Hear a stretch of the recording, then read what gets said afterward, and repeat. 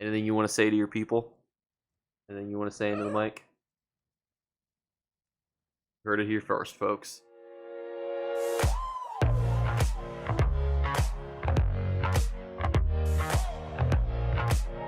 What's going on, YouTube? Today we're going to be talking about Midyear Mayhem, Whitestrakes Mayhem, whatever you wish to call it, because we need to talk about the most efficient ways to farm this event. There's event tickets, there's AP. We just did our recent video on how to convert your AP to gold, so that's a great way if you guys are wondering how you can start converting that.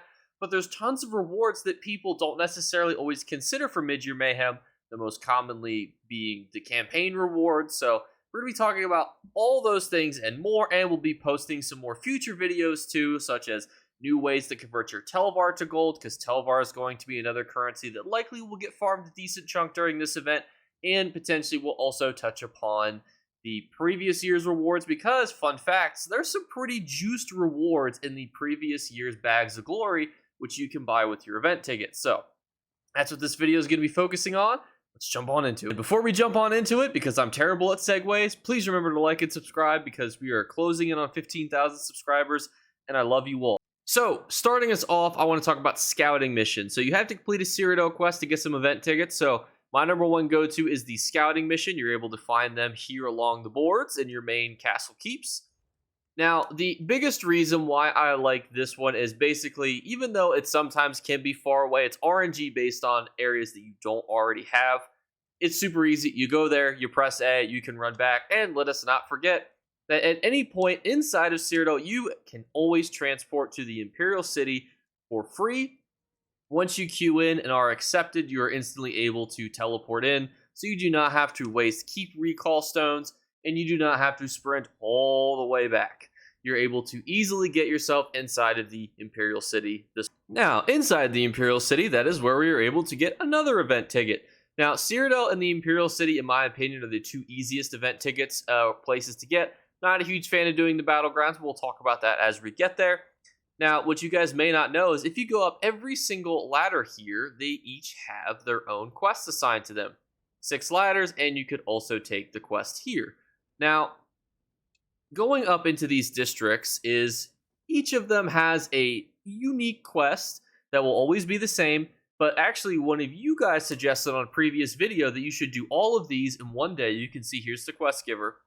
So essentially, you complete all 6/and/or 7 daily quests in one day, and then you turn them in once per day. That way you spend one day, and then you just slowly turn them in. You get your free event tickets, you get your free box. Boom, you're done. One day in the Imperial City will last you a whole week. Then by the next weekend, you just simply do it again. And remember that you likely, as my character has, will get random amounts of Telvar. You're probably going to want to bank those, because if you die inside the Imperial City, other players will take that. And as a reminder, you can transport yourself to Cyrodiil. However, one of you guys rightfully pointed out that sometimes campaigns can be filled, and there might not be a full campaign to kind of pinball off of. Now, they do add more campaigns during this event, but right now you can see even Greyhost, because of the creamy, crisp, and new PvP servers, it's got a wait list. Now, as we go down to some of the other alliance wars, we find much more area for us to teleport into. Just keep the mental note, though, because you don't want to be in a situation where you're thinking you're going to be able to, evac your 10,000 Telvar or 100,000 Telvar out. You're stuck. Now, this will also be very dependent upon the day and time and everything else, but that's just something to keep in mind. Something else to keep in mind is we have campaign rewards. So, what is something that's often overlooked during Midyear Mayhem is campaign rewards, and it drives me insane that people don't talk about this and whack you over the head with it. Campaign rewards are amazing. They give you transmute crystals. That alone is worth more than most events will give you alone. So getting to rewards tier 1 will give you anywhere between 10 and 50 transmutes. Now, the reason why I'm giving you a range is usually they do 7-day campaigns during Midyear Mayhem. However, this year they're actually ending a 30-day campaign on Midyear Mayhem, so I believe they'll still give you the full 50 for getting to rewards tier 1, but I do not know. You can do this on as many characters as you want. You take 10 characters to rewards tier 1, you're getting 500 transmutes. You can buy a farm with 500 transmutes. You can see sets into the future with the proper traits with 500 transmute crystals. Getting those transmute crystals is worth more than anything. And you get gold and you get purple sets that you could sell and blah, blah, blah, blah, blah.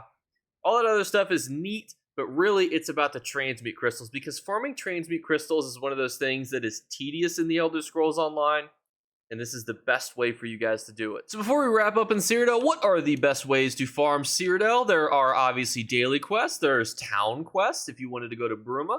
There's even little teeny tiny towns, in between over here, the little town over here, this little lava stuff. Is it recommended that you go farm these places? I think that it's okay to farm daily quests inside of Cyrodiil. Honestly, your best bet is to be in the fight in capturing and defending keeps. That is where the juicy AP is. Honestly, you are going to get some fat ticks. You only need about 20,000 alliance points to even get to rewards tier 1. So honestly, usually one keep being taken is enough to get you to rewards tier 1. And then you can switch characters, multiple characters. And you might think to yourself, well, Jake, what if I'm level 10? Listen, you get points for trying. You being there is going to give you those fat AP ticks. So I even take my characters who are butt-ass naked into here. You can slap on a siege weapon if you want, so you can pretend like you're participating on a character who's butt-ass naked like some of mine are. Really, it's about those transmutes as we talked about earlier, but I'll whip out some cold fire, siege weapons just so I can be a little less useless. But every single character, regardless of what you're wearing, can participate. Now, the biggest portion as to why I don't suggest farming the towns, you certainly could, I'm not saying you can't, as far as the hidden towns as well as the named towns, there's just going to be people ganking there 24/7, and there's going to be people that are just PKing their people because they know that those are the individuals who are trying to avoid conflict, so they're probably going to be focused. And truthfully, the rewards are not very good for doing so. The town rewards are just not very good. There's some cool leads that drop from there, but as far as overall worthy AP gold conversion, it's honestly, it's not there for me. Next up, we have Battlegrounds. We have Battlemaster Riven, who could give us a daily quest. We could do that for an event ticket. Why did we do the other ones instead? Honestly, Battleground events are just not as fun to farm, in my opinion. I think they're slower. I do think, however, that farming Battlegrounds, over a period of a day, however, on a character is actually worth it if that is the farming method that you so choose to, because the XP is great. The AP is great. You're not going to be building towards campaign rewards, but you'll be getting tons of reward boxes and tons of consistent AP, regardless of how well you play. Why I think that's good is I think that Battlegrounds are also less intimidating. There's an ELO system, which is basically a matchmaking system to kind of keep you against players of equal skill level. Now, granted, that's based on characters and not accounts, so you'd be going on people with accounts who are on new characters that are very skilled. So it's not a perfect system by any means, but there is a system. For a Cyrodiil, it's whoever's there, whoever isn't. So that's, I think, the big difference. So if you had to pick like a farming method, or you wanted to get a shit ton of like gold and XP and AP, Battlegrounds is probably the easiest, most consistent route. Unless we're talking about the AP train, but that almost feels like a little bit of a cop-out comparatively. Next up, we're going to talk about the AP train. Perfect segue for it. Now, I'm a huge transparent person. I believe that transparency works in every job. Child Protective Services, that's what I do normally. Very transparent. I tell people the laws. I tell people what it says. I say this is why this is going to happen, and this is what's going to happen afterwards. I don't necessarily recommend that you do this, because I don't know if it breaks the rules. However, what is it? It is the AP train. It has two iterations. What is an AP train? An AP train is basically an agreement between the alliances to keep the walls and doors down of certain keeps / multiple keeps. The most common one on Xbox is Castle Blackboot. They will go around in a circle, take the resources, and take the keep, and then each alliance will go in a circle and take those areas with a little bit of fighting kind of intermixed and sprinkled into there. It is the #1 AP per method per hour. You can be getting upwards of 100 to 200k AP per hour minimum, and stacked upon that, you have all of the additional fighting that kind of goes on with it. It's absolutely crazy. Another way that I've seen people do it in the Quagmire campaign is they leave all the gates and doors broken on all of the keeps, and then the alliances will go around and take those keeps. Or sometimes you'll see that same kind of concept, but as opposed to people fixing those keeps and whatnot. The goal will just be to fight inside of those to keep getting the offense and defensive ticks. That way they can kind of keep fighting each other, taking the keeps, keep fighting each other, get the ticks kind of both ways. Is it effective? 100%. Is it recommended? I don't know. I don't necessarily know if I would recommend doing it. However, what I would say is that it's important to know this information, especially if you're inside of the Quagmire campaign and you're confused as to why it's constantly full. And for sticking around, you guys are going to get to hear a fun little bonus tip, and actually a suggestion that was from one of you guys, which was basically that conflict breeds destruction. And you know what destruction needs? Repair. And you know what you get every time you fix a door or a wall inside these campaigns, and that is AP. The game rewards you just for fixing stuff. So as the fights rage on in Cyrodiil, you guys are able to find doors and walls and things that are broken, and you're able to hotbar these little repair kits, walk over, and then fix them kind of as they get broken.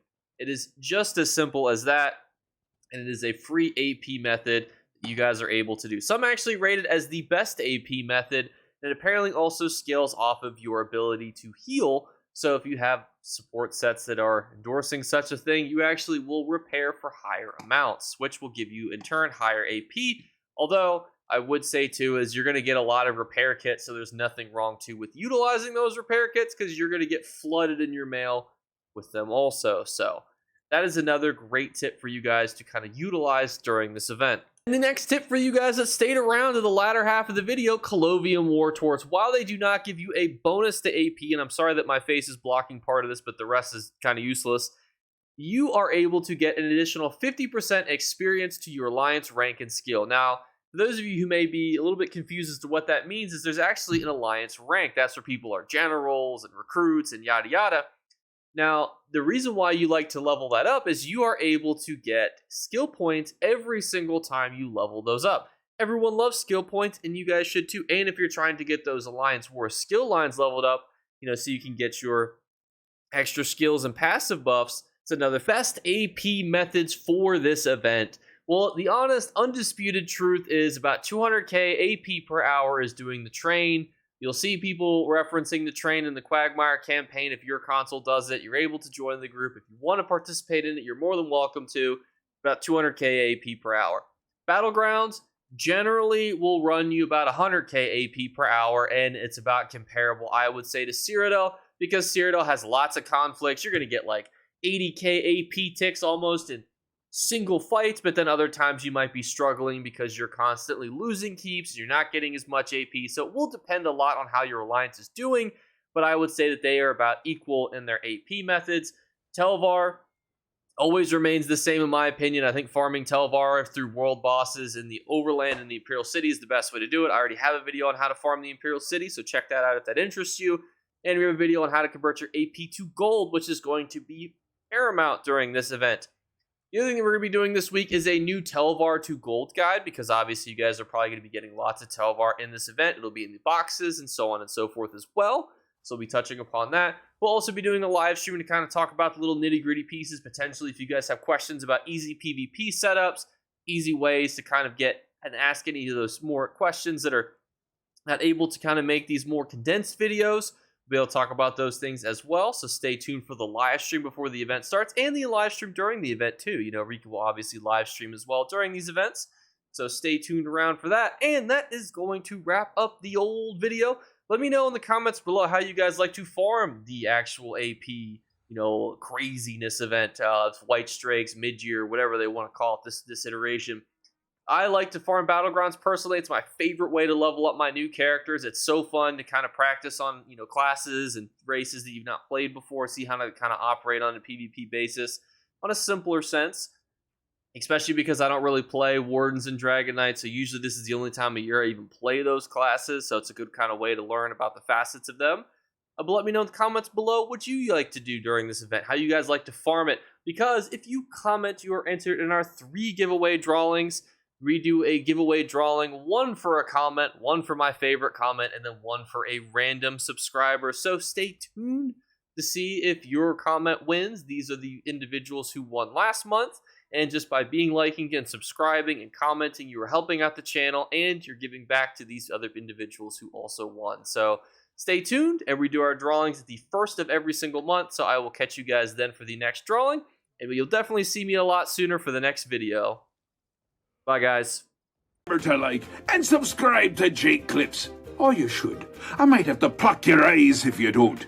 Or, better yet, I'll skip rope with your entrails. Do it now. Subscribe. Ta-ta. Off with you.